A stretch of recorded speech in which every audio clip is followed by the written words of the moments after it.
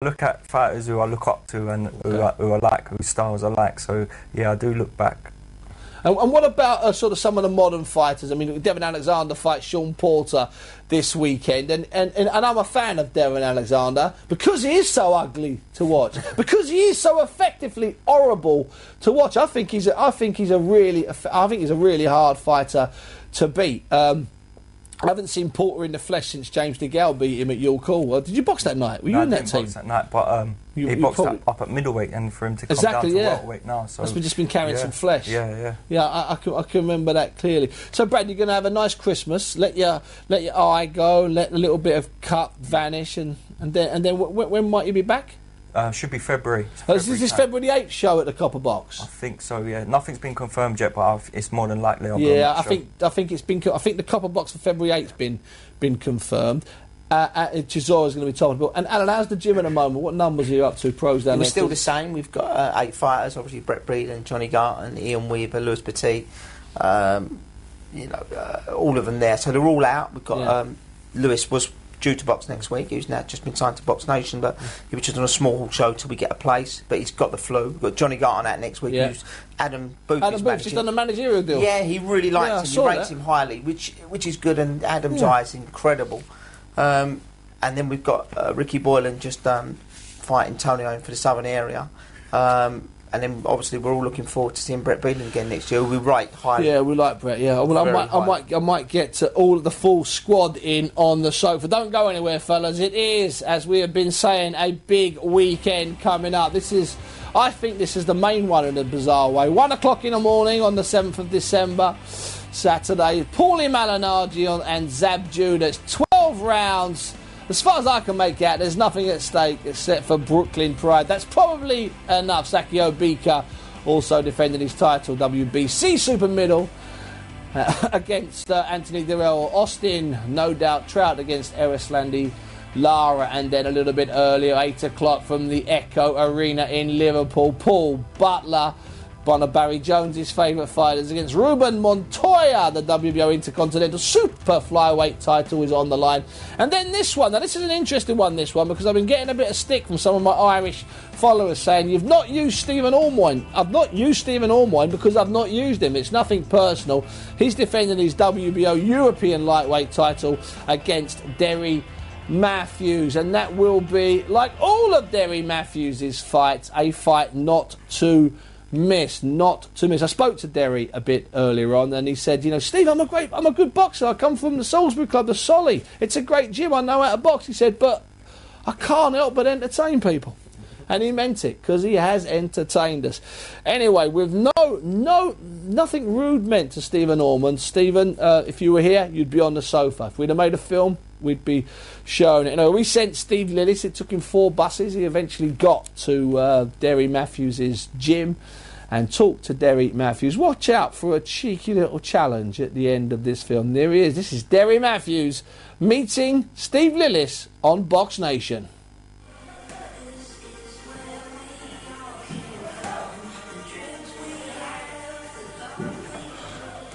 Derry, your fight against Stephen Ormond, a tough test for you at Liverpool Arena. It's a test what I know I'm capable of doing.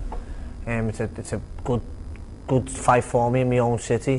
He's the champion, I'm the challenger, but come fight night I know I'll have everything in the bag to beat Steve. But styles make fights, and he comes forward, I come forward, and I think the crowd's in for a real treat that night. And the people who are going to attend the Echo Arena, they're going to see a great fight, and along with myself and the rest of the bill. We're sitting in your gym now. You've taken us over from the Vaughns. How did that come about, and what happens at this gym? This was Georgie's base. We had a few good fighters coming from here, and then he decided that it was time to move on, it's time to rest. But he's back in helping myself, helping Tony Dodson, a couple of other up and coming lads, and I took over this. This was it was closed for 2 years, and I just got the opportunity to take it and run it. And we're open from 6:30 in the morning. It's open every day of the week. There's a pad man here on site at all times, so you get your pads and stuff. And it's good. We've got people from doctors coming in to train, and to just normal fellas off the street. So, and the banter's good as well. And that's what makes it a happy place. Buncey. you getting it, lad? Remember me from bowlers? Had you off the wall? We saw some of the banter this morning, one of your pals running around here and sending out challenges.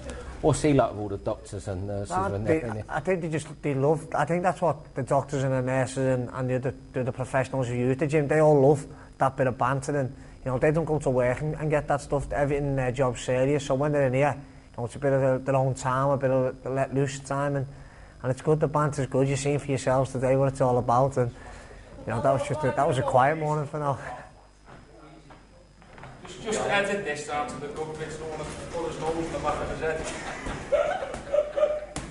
Edit this, fella. Just edit this when it's flat on his nose, like Marcelli did. Let's go, chap. Yeah! Come on! Right. Come on! Come on! Get your head on the move as well, move! Chap. 2. 1, 2 again. 2-way back ball. Again! And again, let's go! 1, 2. Come on, start it! Come on! Can't give in. Come on! Get up! Get up! When he hit me! He just goes on box mates and I'll you. Don't forget them ones. Them ones. Boom. Kill you. 10 seconds, let's go. Boom. And again. You just got me.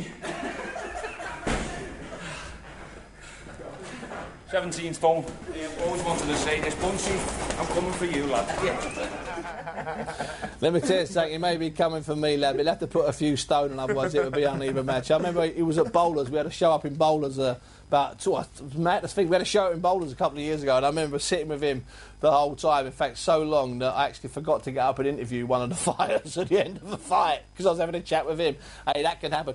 Brad, the tweets have been coming in, hundreds and hundreds of them. Captain Peplow says Mosley, On the Art of Boxing says Vernon Forrest, Hulbert 95 says Hatton, but then most of the people say Sugar Ray Leonard, some say Sugar Ray Robinson, and most of them say the man who it is. They say Tommy Hearns, including Adam Booth, who obviously needs one of your T-shirts. Boxing Booth, thanks very much for that. But the first guy, but we're going to do it. We're going to do it now. We're going to give it out now because there's been about 200 or 300 coming, and they'll keep coming in. I can't keep on doing it. I won't get through the show. The first guy to say Tommy Hearns was PR Joe 90. So PR Joe 90, you have won, and I don't want any steward's inquiries by you, someone proving that you filed 3 seconds earlier. That's the first name that came up here. There have been dozens and dozens of Tommy Hearns. Was he a friend of yours, PR90? No. But PR Joe 90? No, I don't know him, but tell Adam he can have one anyway. Adam, you can have a T-shirt later on. In fact, when Bradley fights, he was telling me earlier he's going to give away 50 T-shirts. He wasn't telling me. I've just sown that seed. You're not going anywhere, Barry. Alan, listen, thanks for your time. Thanks for coming in. We'll look forward. Enjoy your Christmas. Brad, thanks again. Show us the belt. Show the belt up. There's the belt. The new English welterweight champion, Bradley. That's lovely. Thank you. Any screaming girls? There we go. That shows you that One Direction are indeed in the building. Listen, after us, they do a diving show here, and Tom Daly's in the green room at the moment. Listen, we'll be back in a moment. Don't go anywhere. There's plenty more to come.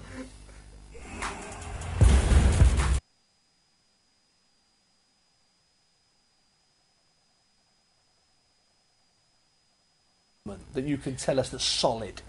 From what I've read in the press, I've done a few articles and interviews where people have asked me what's next, and I said, well, the fight is unfinished. The referee jumped in prematurely. So whether people will want to have an opinion and say I would have got stopped later on that round, or I would have gone on to win on points or whatever, opinions don't really matter right now. I think it comes down to facts. The fight's unfinished. I've called for the rematch. Eddie Hearns called for the rematch. Sky want the rematch. I'm sure maybe even Box Nation want the rematch. But the only person who don't is Carl Froch. And for a man who dines out on a warrior reputation, legacy, claims to fight anyone, never duck no one, it's this is the biggest ducking I've ever seen. So, you know, he doesn't need to make decisions now while his head's still sore. But at the same time, why he's come out and publicly said that he's going to do his utmost to avoid me is strange. It seems to me that some of the things that Carl said in the last few days, it's like the fight didn't happen. It's sort of a bit like, well, George doesn't deserve it, in a kind of bizarre way, which was the dialogue, consistent dialogue from Matchroom and from Carl throughout the build-up. We're giving it to him, but he doesn't deserve it. It just seems a bit odd that we're getting close to those same kind of things being said again. Well, it just seems odd. Sometimes, if things are said enough times, some people will believe them. I think that's what he's hoping for. The fact that he's come out and said, I've had my chance and I've blown it, well, I beg to differ. The fight was unjustly taken away from me, and we're pursuing our own rights. Because I spoke to Paddy last week, Paddy Fitzpatrick, the trainer. He said there will be an official complaint. Has there been an official complaint or just a letter? We're in the process of looking at all options of what we need to do. We'll see what can be done, because we're not going to sit and let this one get swept under the carpet, because it was a high-profile fight. The whole nation saw it, and it was unjust and unfinished. Carl Froch is now saying that I'm not world class. Well, if I'm not, then neither is he, because my God, he was schooled. Let me ask you this, George. Right? Let me ask you this: do you honestly, in your heart of hearts, think that Carl Froch doesn't want to fight you again? Honestly, yeah. I mean, I've spoke to about it with close friends who I value their opinions, with people in boxing. He can go away and fight Andre Ward and get systematically beaten again, but he won't get hurt and beaten up and damaged the way he was against me. But he might make more money. He won't make more money. I said might. He might make more money. Categorically, the biggest money fight out there for him is against me. By all accounts, it was a big fight last time. Now they've got there's actual history for a rematch. Yeah. They're talking about selling out Wembley Arena. They're talking about being on pay-per-view. It's a huge fight. And if it was announced sometime in the next 2 or 3 or 4 weeks, you've got every chance. That's got every chance of that happening. And how do you or your team go about negotiating what would be a fair price for you? Would you look for a set figure, George, or would you look for a percentage? In your head, have you got an idea of what it's worth at Wembley? That would have to, that would be done behind closed doors. At least you're smiling. I should be sitting here with 2 belts and then dictating the pace, but no, I'm pretty sure I won't be able to do that. But the fact of the matter is, I've laid it out simply, and I think a lot of people agree.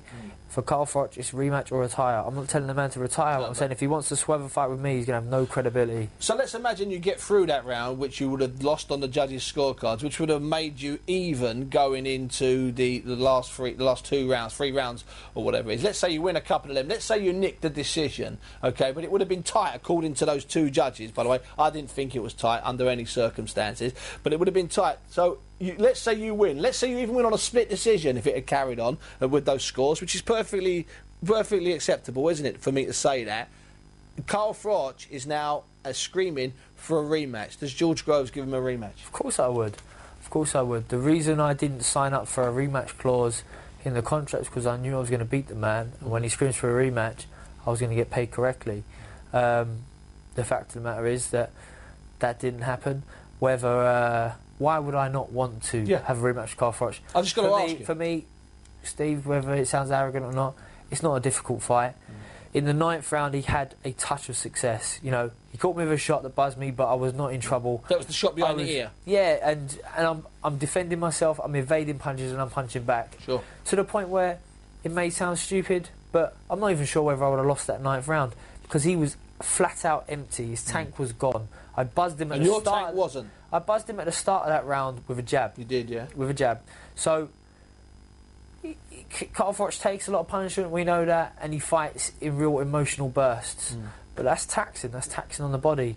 He can only keep coming for so long, and I've got 3 rounds to go, and I was in a much healthier, fresher state than he was. You've only got to look at the previous 9 rounds to understand that. There's a few things that haven't been talked about in that fight. Most of them are to do with the actual boxing itself, and I haven't heard you asked how it was in rounds 1, 2, 3 and 4, and did you find it surprisingly easy? Because from ringside, and I never thought I'd say this about Carl Froch until he was 40 years of age, it looked like most of those rounds were easy for you. They were. And I thought they would be, and they were. I said what the game plan would be before the fight, because I knew he couldn't possibly make any adjustments. I knew that I didn't need to bounce around the ring and box him long like a lot of people thought. Sure. I knew that if I'm going to beat the man for hand speed, if my defences are tighter and my feet are better, You can be closer. I can do exactly what I want. Andre Ward beat him up close for 12 rounds. Andre Ward's a great fighter up close, but because someone likes to punch, with aggression and likes to take shots on the chin, they get a reputation of being an inside fighter or an up-close fighter. That's not Carl Froch. Barry, when you were watching it, you're watching the fight. You've seen the first round, and it was a classic shot. So that's a big round. But then after that, it just seemed that Carl was a fraction behind, half a second late, and that George. And let's only deal with up to the fight, the point of the stoppage. Let's not deal with what might happen or what was going to happen. Let's deal with what we saw. Were you surprised at how easy George was making some of those rounds? I was surprised when George had said just before the fight, that he's going to go at Carl Froch. Yep. I almost laughed. That's all. I feel a little bit embarrassed now, but I almost laughed and said, he can't win the fight that way. No way can he win. No, you don't attack Carl Froch and win. But he did. And the things that made it so good and made it easy for George, I think, was the jab was exceptional. Yeah. The feinting, constantly feinting, so Carl couldn't set himself, because Carl likes to set himself. And it was just, when after he threw a combination, George kept his hands up really tight. So when Carl threw those looping shots, he blocked a lot of them, and then countered back with the right hand. And I think Carl was a victim of dropping that left hand low, because that's something you must have worked on. You took a little step to the right, and you couldn't miss with that right hand. And to be honest, beating Carl Froch is one thing. And Carl Froch is a great fighter and brave, and he was really tough that night.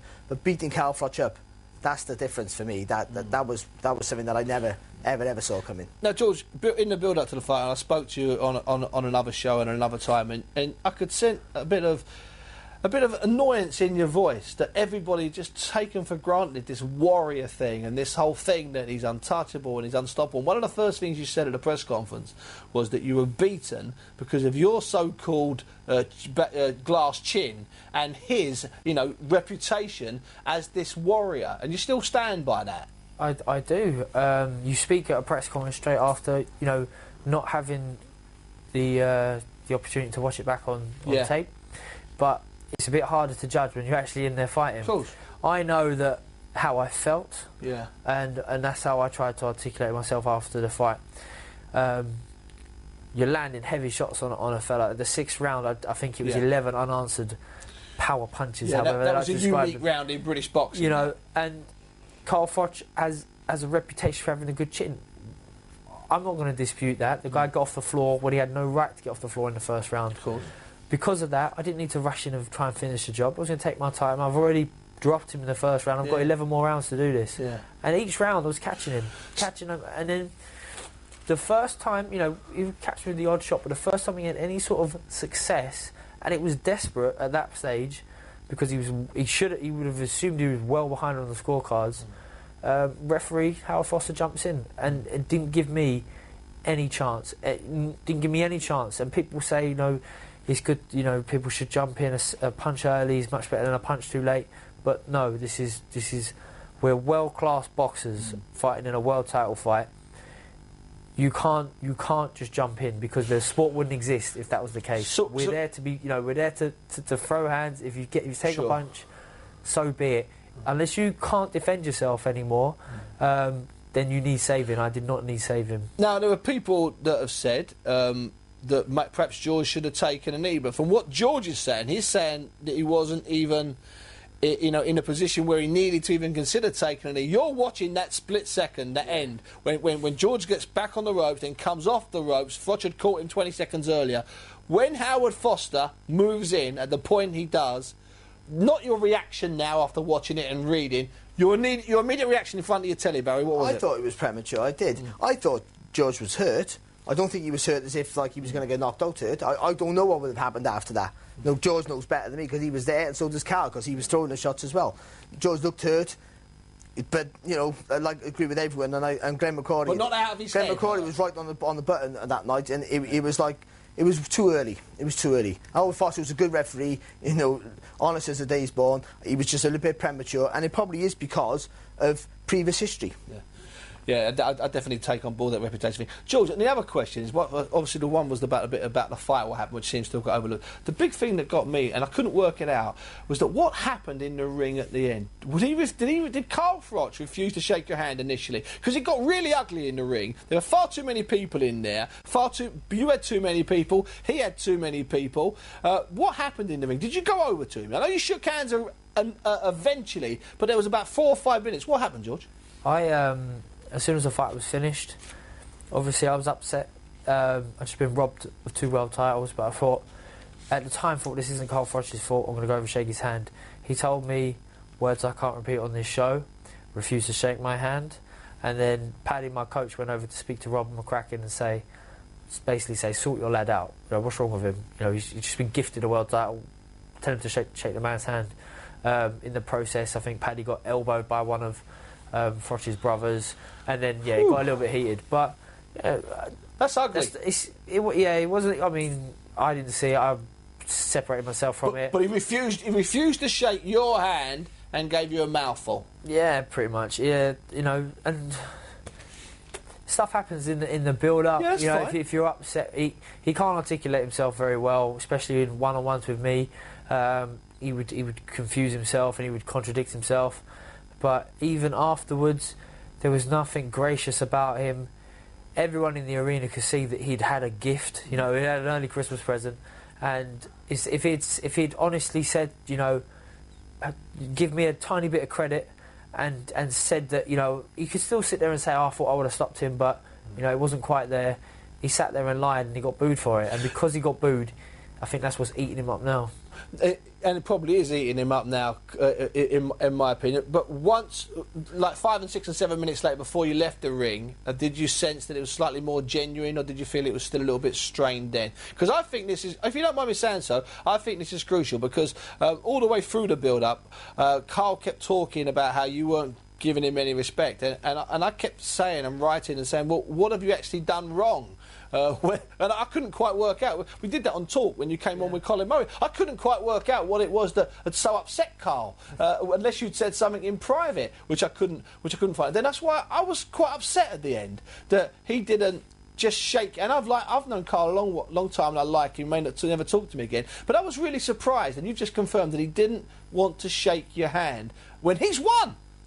That's what stuns me. Were you surprised by that, Barry? I was surprised after the fight. I think before the fight, you got under his skin and you did wind him up, and you can understand why you had a little bit of an anger, and maybe that was your plan, and it worked to perfection. Because I think you was a little bit winding him up on another show, really terrible, and it worked obviously. But after the fight. The fight's a fight, you know what I mean?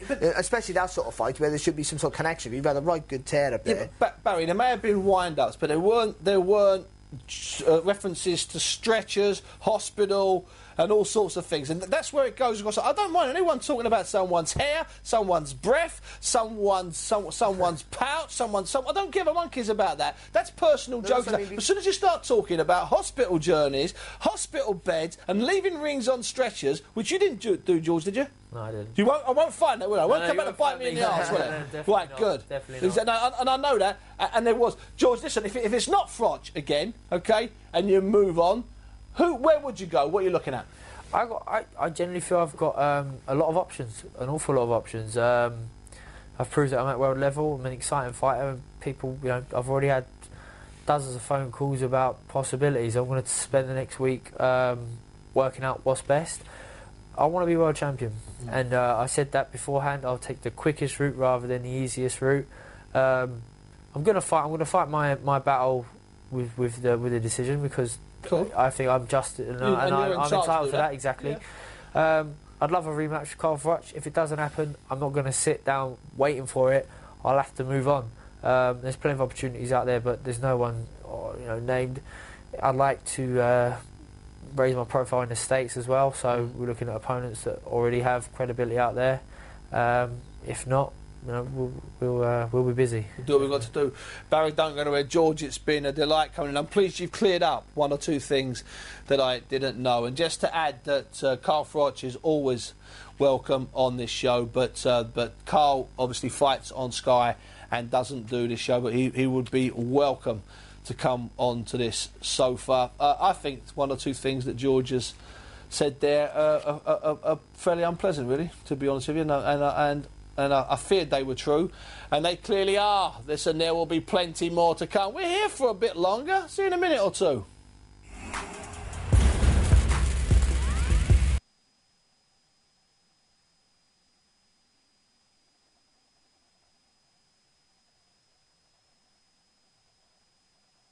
Boxing, as we call it. There's a candle.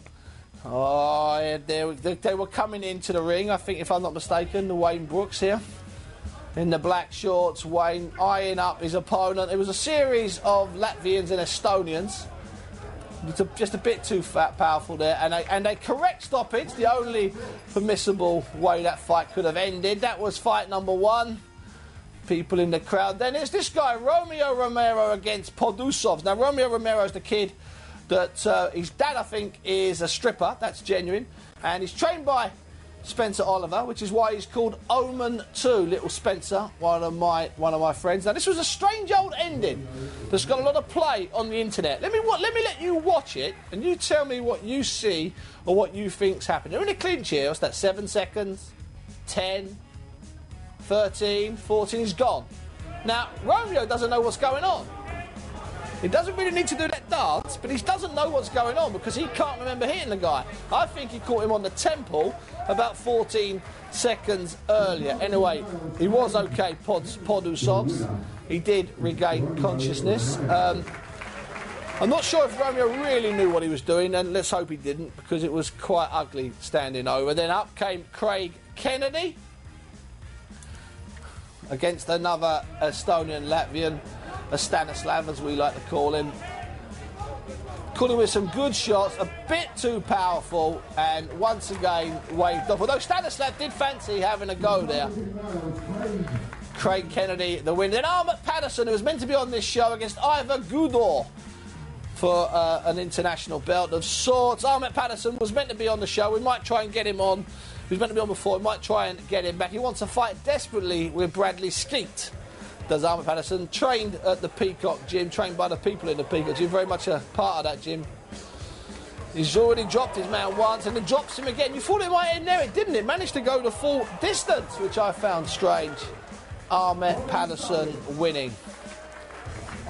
So wins there for Wayne Brooks, Ahmet Patterson, Romeo Romeo and Craig Kennedy. We'll try and get Patterson on the sofa, and Romeo was meant to be on the sofa but pulled out before. Now, as you know on this show, I'm a sucker. You send me a tweet, I get back to you, and you can get on the show. That's the way it works. Well, a guy came on to me, friend of John Joe Finnegan from up in Burton, and said Buncey, well, I don't know how he talks because it was a tweet. He said, Buncey, I've taken some pictures in boxing gyms. I said, what boxing gyms? He said, hundreds of boxing gyms. So I said, well, we better get you on the show and show them. His name's Gavin Burrows. I want to hear some hallelujahs. There's Gav. Look at Gav. He's happy as Larry. Gav, you can go home now. Now, listen, Gav, first of all, tell us how you started taking the pictures before we show some of the pictures. What happened? Well, it was just, I started taking pictures at a gym that I train at. Was that in Burton? Derby. That's where I'm from, Derby, yeah. Just started doing some pictures with the lads in there, and because I was looking for a new sort of project to start doing photography-wise. Sort of went really well, and then I just got this idea in my head. It might be a good idea to sort of roll it out across the country, if you like, and see how far we could go with it. And how many gyms have you been to? I mean, a ballpark figure. Probably about 40, 45, something like that. And do you take it shows as well, or is it mostly the gym?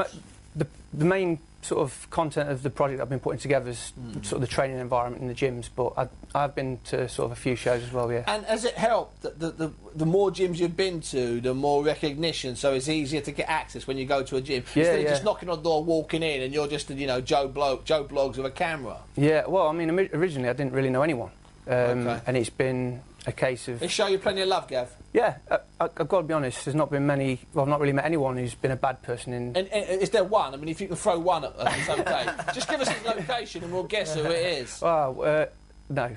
I'm not going to do that to you, Steve. There's obviously one or two. I'm not going to do that to myself. We've got some of your pictures. If we pull them up, then perhaps you could talk us through as they come on. Where was that one taken? Can you remember? That's one of the first ones that I took at at our old gym, Full Force in Derby. The guy in the far corner, that's Nathan Ward. He's the current EBF British champion. Okay. And the next one? Let's have a look at the next one. Same place?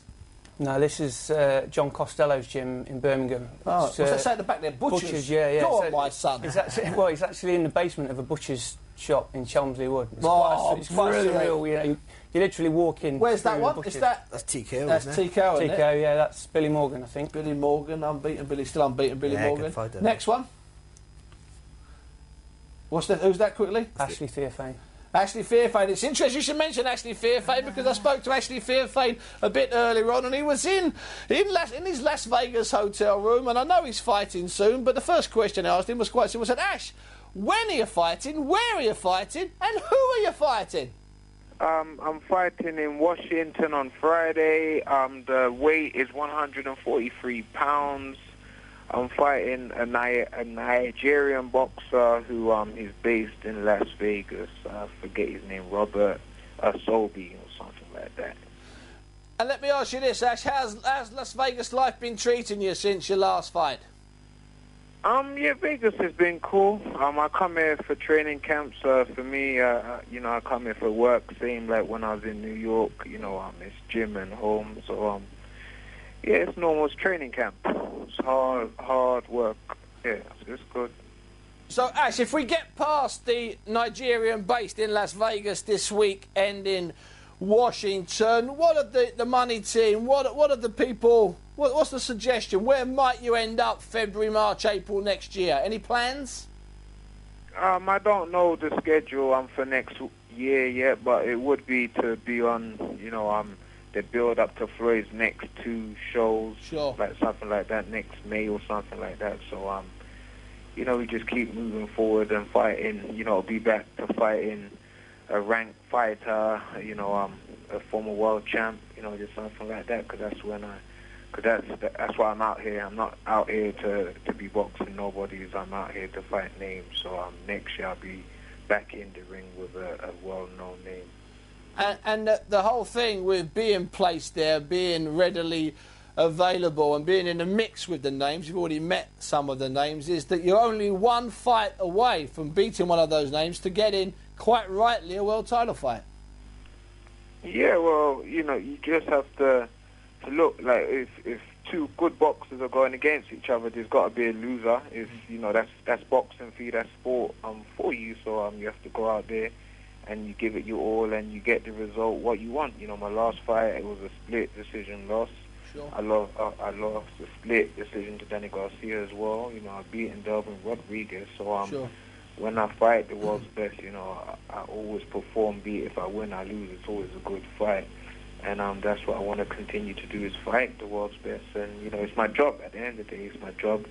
And it's all about winning and doing the best that you can do. And it certainly is. Now, Ash, before I let you go, and thanks for your time, when you look at the champions that are there, is there one that you can see a route to? Is there one that you think that's the one I'm going to get 7, 8, 9 months' time? Well, I'm signed to Mayweather Promotions to work close with Golden Boy, so you would have to look at the world champions, what Golden Boy has, and sure, that's Danny Garcia and Lamont Peterson. So those would be the 2 that are on the the target. But at the end of the day, I got to keep winning fights to make those fights a reality. So those would be the 2 names. And it's just up to me to to win the fights what I'm given by Mayweather Promotions, and then it can become real. So until then, it's just dreams and plans and goals, like future goals, where you have to win the fights in the meantime to make it a reality. Ash, let me ask you this question. Finally, when you fought Garcia, was his dad Angel as loud then as he is now? With each fight, he gets louder because the fights get bigger. But since then, his dad's always, if Danny or his dad, I'm like, see me, like, always friendly, with me, and they respect me as a boxer. So it's all good. But he's always been animated, and I just think that's how he shows how proud he is of his son, and he believes in his son's talents.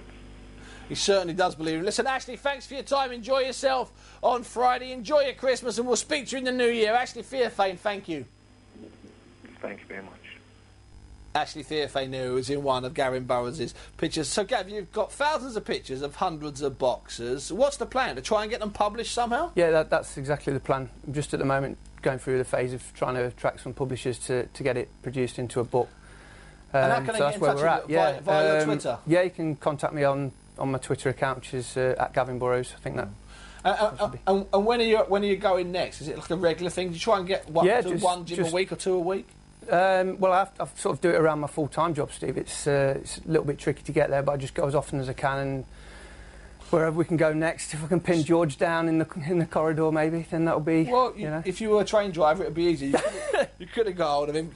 Gavin Burrows, thanks very much for coming all the way down from Derby to be here. Barry, thanks for being here. Barry, you've done a great job today. I love the time tonight.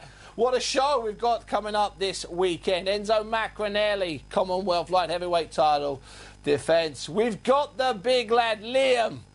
Liam Smith is back in the ring defending his title. Derry Matthews. And then through the night, we've got some great fights. Join us from 8 o'clock on Saturday and then 1 o'clock in the morning on Sunday. Thanks very much. See you then.